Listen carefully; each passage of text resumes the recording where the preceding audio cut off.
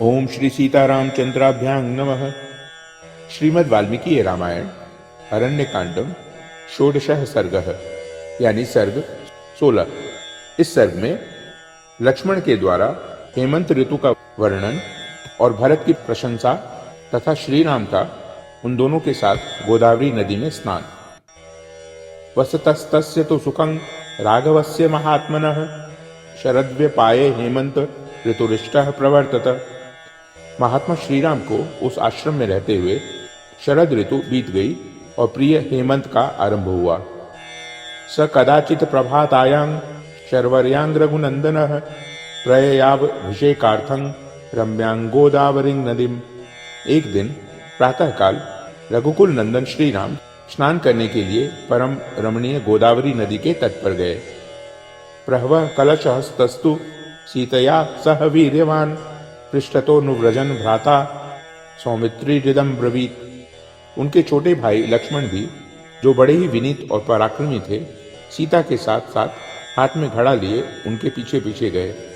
जाते जाते वे श्री रामचंद्र जी से इस प्रकार बोले। अयं स कालः संप्राप्तः प्रियो यस्ते प्रियं वद अलंकृत एवा भाति येन संवत्सरः शुभः। प्रिय वचन बोलने वाले भैया श्री राम, यह वही हेमंत काल आ पहुंचा है जो आपको अधिक प्रिय है और जिससे यह शुभ संवत्सर अलंकृत सा प्रतीत होता है। निहार परुषो लोकः पृथ्वी सस्य मालिनी जलान्यनुपभोग्यानि सुभगो हव्यवाहनः। इस ऋतु में अधिक ठंडक या पाले के कारण लोगों का शरीर रूखा हो जाता है। पृथ्वी पर रबी की खेत लहलहाने लगती है। जल अधिक शीतल होने के कारण पीने के योग्य नहीं रहता और आग बड़ी प्रिय लगती है। नवाग्रयण पूजाभिर्भ्यर्च्य पितृदेवताः कृताग्रयणकाः काले संतो विगत कल्मषाः।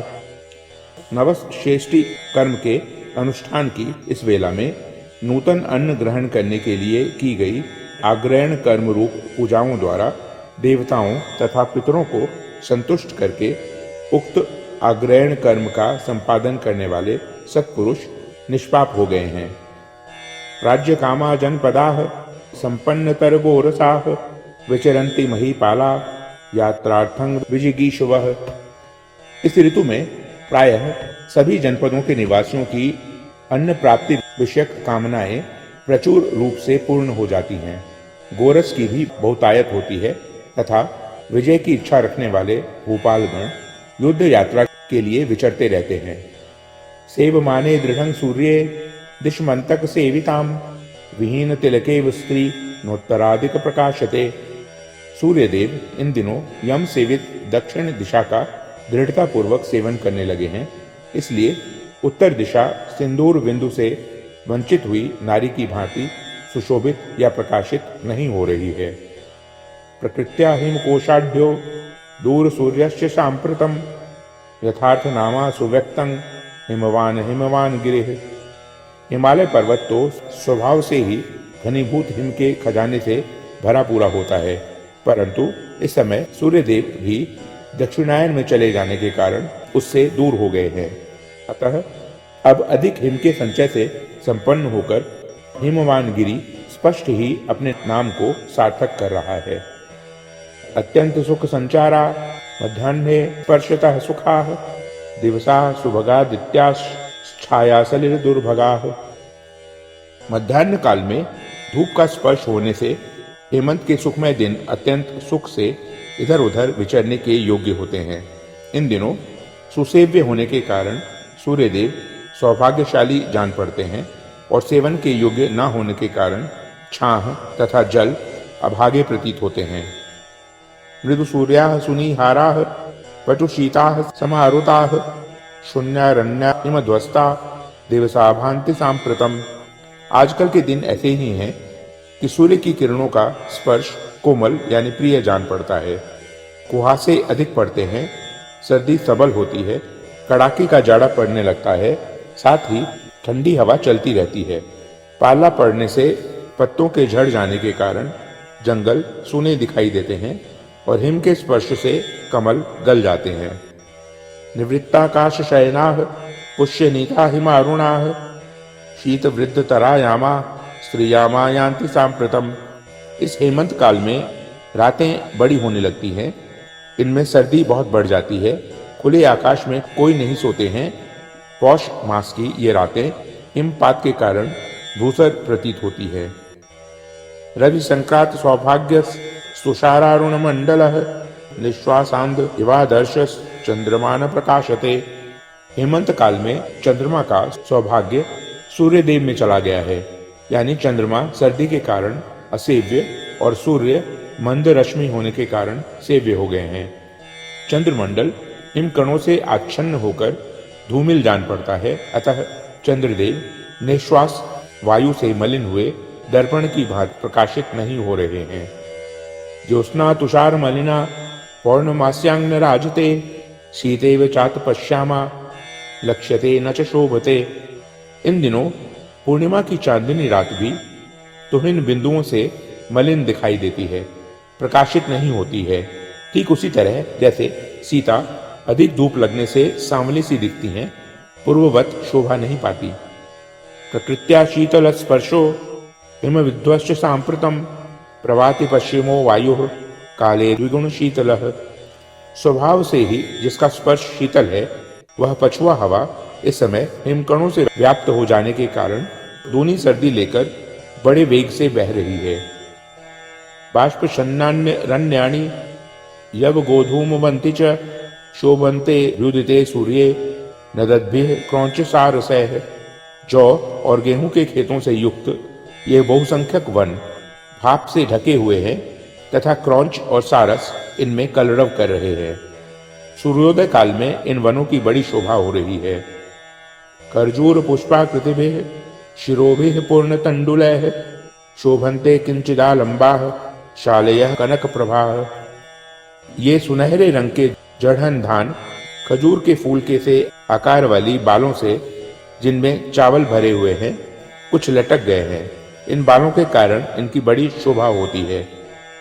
मयूखैरूप सर्पद्भिर हिमनिहार संवृतैः दूरमभ्युदितः सूर्यः शशांक एव लक्ष्यते। कुहासे से ढकी और फैलती हुई किरणों से उपलक्षित होने वाले दूरोदित सूर्य चंद्रमा के समान दिखाई देते हैं। आग्राह्य वीर्यः पूर्वाह्ने मध्याह्ने स्पर्शितः सुखः संरक्तः किंचिदा पांडु रातपः शोभते क्षितौ। इस समय अधिक लाल और कुछ कुछ श्वेत पीत वर्ण की धूप पृथ्वी पर फैलकर शोभा पा रही है।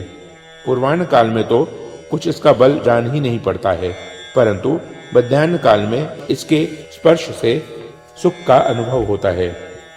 अवश्याय निपातेन किंचित प्रक्लिन्न शाद्वला वनानां शोभते भूमिर निविष्ट तरुणा तपा। ओस की बूंदें पड़ने से जहाँ की घास में कुछ कुछ भीगी हुई जान पड़ती है, वह वन भूमि नवोदित सूर्य की धूप का प्रवेश होने से अद्भुत शोभा पा रही है। स्पृशन सुविपुलं शीत मुदकं द्विरदः सुखम अत्यंत त्रिषितो वन्यः प्रतिसंहरते करम। यह जंगली हाथी बहुत प्यासा हुआ है। यह सुखपूर्वक प्यास बुझाने के लिए अत्यंत शीतल जल का स्पर्श तो करता है, किंतु उसकी ठंडक असह्य होने के कारण अपनी सूंड को तुरंत ही सिकोड़ लेता है। एते ही समुपासीना वेगा जलचारिणः नावगाहन्ति सलिलम प्रगल्भा एवाहवम। ये जलचर पक्षी जल के पास ही बैठे हैं, परंतु जैसे डरपोक मनुष्य युद्ध भूमि में प्रवेश नहीं करते हैं, उसी प्रकार ये पानी में नहीं उतर रहे हैं। अवश्यायत मोनद्धा निहारत्मसावृताः प्रसुप्ता एव लक्ष्यन्ते पुष्पावन राजयः। रात में ओस बिंदुओं और अंधकार से आच्छादित तथा प्रातःकाल कुहासे के अंधेरे से ढकी हुई ये पुष्पहीन वन श्रेणियां सोई हुई सी दिखाई देती हैं। बाष्प संक्षन्न सलिला ऋतु विज्ञेय सारसाः हिमार्द्रवालुकैस्तीरैः सरितो भान्ति सांप्रतम। इस समय नदियों के जल भाप से ढके हुए हैं। इनमें विचरने वाले सारस केवल अपने कलरवों से पहचाने जाते हैं तथा ये सरिताएं भी ओस से भीगी हुई बालू वाले अपने तटों से ही प्रकाश में आती हैं, यानी जल से नहीं। तुषार पतनाचैव मृदुत्वाद भास्करस्य च शैत्याद गाग्रस्थमपि प्रायेण रसवज्जलम। बर्फ पड़ने से और सूर्य की किरणों के मंद होने से अधिक सर्दी के कारण इन दिनों पर्वत के शिखर पर पड़ा हुआ जल भी प्रायः स्वादिष्ट प्रतीत होता है। जरा जर्जरितैः पत्रैः शीर्ण केसर कर्णिकैः नाल शेषा हिमध्वस्ता न भांति कमलाकराः। जो पुराने पड़ जाने के कारण जर्जर हो गए हैं, जिनकी कर्णिका और केसर जीर्ण शीर्ण हो गए हैं, ऐसे दलों से उपलक्षित होने वाले कमलों के समूह पाला पड़ने से गल गए हैं, उनमें डंठल मात्र शेष रह गए हैं, इसलिए उनकी शोभा नष्ट हो गई है। अस्मिंस्तु पुरुष व्याघ्र काले दुख समन्वितः तपश्चरति धर्मात्मा त्वद्भक्त्या भरतः पुरे। पुरुष सिंह श्री राम, इस समय धर्मात्मा भरत आपके लिए बहुत दुखी हैं और आप में भक्ति रखते हुए नगर में ही तपस्या कर रहे हैं। त्यक्त्वा राज्यंच मानंच भोगांश विविधान बहुन तपस्वी नियताहारः शेते शीते महीतले। वे राज्य, मान तथा नाना प्रकार के बहुसंख्यक भोगों का परित्याग करके तपस्या में संलग्न हैं एवं नियमित आहार करते हुए इस शीतल महीतल पर बिना बिस्तर के ही शयन करते हैं। सोपि वेला मिमांग नून भविष्येकार्थमुद्यतः वृतः प्रकृतिभिर्नित्यं प्रयाति सरयुं नदीम। निश्चय ही भरत भी इसी वेला में स्नान के लिए उद्यत हो मंत्री एवं प्रजाजनों के साथ प्रतिदिन सरयू नदी के तट पर जाते होंगे।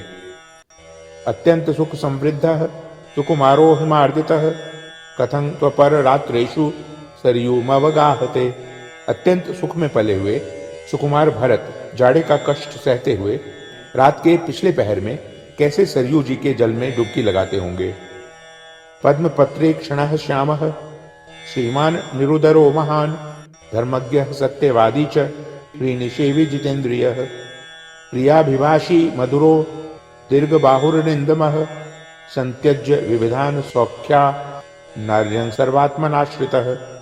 जिनके नेत्र कमल दल के समान शोभा पाते हैं, जिनकी अंग कांति श्याम है और जिनके उदर का कुछ पता ही नहीं लगता है, ऐसे महान धर्मज्ञ, सत्यवादी, लज्जाशील, जितेंद्रिय, प्रिय वचन बोलने वाले, मृदुल स्वभाव वाले महाबाहु शत्रुदमन श्रीमान भरत ने नाना प्रकार के सुखों को त्याग कर सर्वथा आपका ही आश्रय ग्रहण किया है।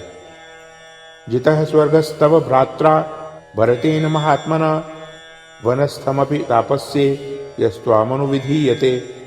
आपके भाई महात्मा भरत ने निश्चय ही स्वर्ग लोक पर विजय प्राप्त कर ली है, क्योंकि वे भी तपस्या में स्थित होकर आपके वनवासी जीवन का अनुसरण कर रहे हैं। न पितृमनुवर्तन्ते मातृकं द्विपदा इति ख्यातो लोक प्रवादोयं भरते नान्यथा कृतः। मनुष्य प्रायः माता के गुणों का ही अनुवर्तन करते हैं, पिता के नहीं। इस लौकिक उक्ति को भरत ने अपने बर्ताव से मिथ्या प्रमाणित कर दिया है। भरता दशरथो यस्याह साधुश्च भरतः सुतः कथं नु सांबा कैकेयी तादृशी क्रूरदर्शिनी। महाराज दशरथ जिसके पति हैं और भरत जैसा साधु जिसका पुत्र है, वह माता कैकेयी वैसी क्रूरतापूर्ण दृष्टि वाली कैसे हो गई। इत्येवं लक्ष्मणे वाक्यं स्नेहाद वदति धार्मिके परिवादं नन्यास्त मसहन राघवो ब्रवीत। धर्मपरायण लक्ष्मण जब स्नेहवश इस प्रकार कह रहे थे, उस समय श्री रामचंद्र जी से माता कैकेयी की निंदा नहीं सही गई। उन्होंने लक्ष्मण से कहा, न तेम्बा मध्यमा तात गरितव्या कदाचन तामे वीक्षा कुनाथस्य भरतस्य कथां कुरु। तात, तुम्हें मजली माता कैकेयी की कभी निंदा नहीं करनी चाहिए। यदि कुछ कहना हो तो पहले की भांति इक्ष्वाकु वंश के स्वामी भरत की ही चर्चा करो।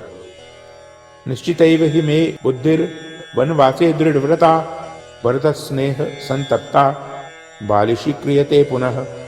यद्यपि मेरी बुद्धि दृढ़ता पूर्वक व्रत का पालन करते हुए वन में रहने का अटल निश्चय कर चुकी है, तथापि भरत के स्नेह से संतप्त होकर पुनः चंचल हो उठती है। संस्मराम्यस्य वाक्यानि प्रियाणि मधुराणि च तद्यान्यमृत कल्पानि मनः प्रहलादनानि च। मुझे भरत की वे परम प्रिय मधुर, मन को भाने वाली और अमृत के समान हृदय को आह्लाद प्रदान करने वाली बातें याद आ रही हैं। कदा ह्यहं समेष्यामि भरतेन महात्मना शत्रुघ्नेन च वीरेण त्वया च रघुनंदन। रघुकुल नंदन लक्ष्मण, कब वह दिन आएगा जब मैं तुम्हारे साथ चलकर महात्मा भरत और वीरवर शत्रुघ्न से मिलूंगा। इत्येवं विलपंस तत्र प्राप्य गोदावरीं नदीं चक्रेभिषेकं काकुत्स्थः सानुजः सह सीतया। इस प्रकार विलाप करते हुए कुकुत्स कुलभूषण भगवान श्री राम ने लक्ष्मण और सीता के साथ गोदावरी नदी के तट पर जाकर स्नान किया।